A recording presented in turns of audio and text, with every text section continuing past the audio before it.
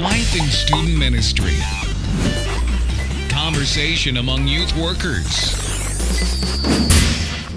Hey guys, Tim Schmoyer here, and I'm hanging out with Kent Shaffer, churchrelevance.com. That is his site. Church Relevance kind of specializes in kind of like church excellence and stuff like that, right? You could say that ministry best practices, leadership, design, management, marketing. If we have the basics theologically covered, if we can holistically better ourselves in technology or culture or all of those things, how can we create more effective and efficient ministries? I started reading it a couple years ago when he started. I remember like you had the little feed burner chiclet thing in the sidebar, and it was 300 subscribers then at that time. And now it's, what was it up to? Like last night, so it was like 600,000 or something, right? It's like 6,200 or something. Yeah. Definitely check that out, you guys. Ministry, churchrelevance.com. But this isn't just a big promo. We wanted to talk about some stuff in youth ministries. From when you started like 10 years ago to where youth ministry is now. We all know a lot has changed, but what have you seen some of those biggest changes in youth ministry over the past 10 years? The biggest thing that I'm seeing is the rate that culture changes is increasing at a much more rapid pace. If you were doing youth ministry, let's say 50 years ago, people would think more generationally. You know, you had your silent generation, your baby boomers, things like that. It's more like every 20, every 30 years, culture changes. Where now we're seeing a rate of change that's quite phenomenal. We've had all these technological breakthroughs in terms of communication and technology. All of a sudden we've been creating more subcultures. As those subcultures mash up together, then there's been more innovative breakthroughs, and it's just been increasing the rate of cultural evolution.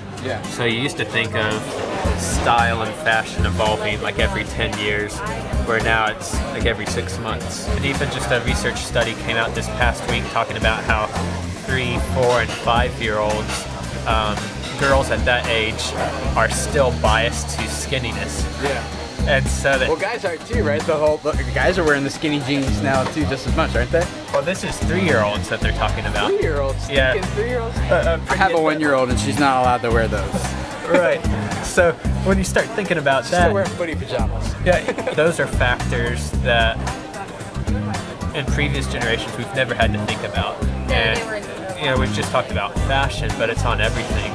The way they use their money, the way they think about volunteering, and it's a very sophisticated evolution, and it happens very quickly.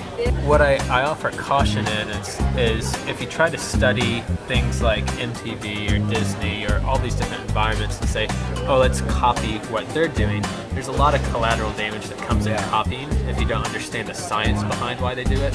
So even if you try to look at the mall for inspiration to do your youth facility, well, the mall does specific atmospherics is what they call it, where they might use a hexagonal floor plan just to specifically confuse shoppers, make them take more time in the store to spend money. And if you start copying something that's, you know, coming off MTV, there could be a very malicious intent to make money or hijack culture. What happened to MTV? Like, we don't hear about them anymore. Like back in the late 90s, early 2000s, it was like youth ministries were trying to compete with MTV. Now it's like, I haven't heard anything about MTV for like a really long time. I think that a lot of the transitions that they're making back a decade ago, they lost the heart of what made them popular, and they started going after exploiting culture and making money. And so it was stuff that in the short term made them money, got some viewership and stuff, but it was a novelty that's very fleeting. They just keep evolving culture, and then all of a sudden it's too late to where they figure out, whoa, you know, what is this? We can't even reach the audience that we've done so well at reaching. And churches would say, well, we're not trying to sell a product, you know, we're not trying to make money off of teams like MTV were, so we wouldn't have that problem. But they do have a product in the sense that we're trying to communicate the gospel. We get away from the heart of what our ministry is about, what we're trying to do, and we start instead making it about something else. And I wonder if what kind of plagued MTV could start to plague churches. Unfortunately, I feel like it already is plaguing. You can say what happened to MTV is they had substance before, but then they started trying to add in more hype and wow and novelty to it all. What you've seen with churches is first and foremost, you need to have things like relationships with students. That's most valuable. Then you add in solid biblical teaching. Have some type of structure or discipline, so that it's not chaos. And then you add in the wow factor, making things sticky. Two things make things sticky. One is relationships, because kids want to be loved on. Some of them have very few positive interactions in their life. And then the other thing is kind of the wow factor. And if you don't have substance there, you're just going to be competing to one-up what you did before. Or if there's substance, you always bring something of value. There's no way that you can compete with Pixar and MTV. And so by wow, you don't necessarily mean big, crazy, expensive things. I look at the wow factor as you don't have to. It's not related to money. It's really more of a creativity. I like what Perry Noble said. He says, well, we don't have enough money to be creative, and he's like, if you need a budget to be creative, then you're not being creative. Right. You don't have to always do anything that's too fancy. It's just trying to think, creatively, what's going to resonate with students. I hope some of this has been helpful for you guys. Thank you, Kent, for hanging out.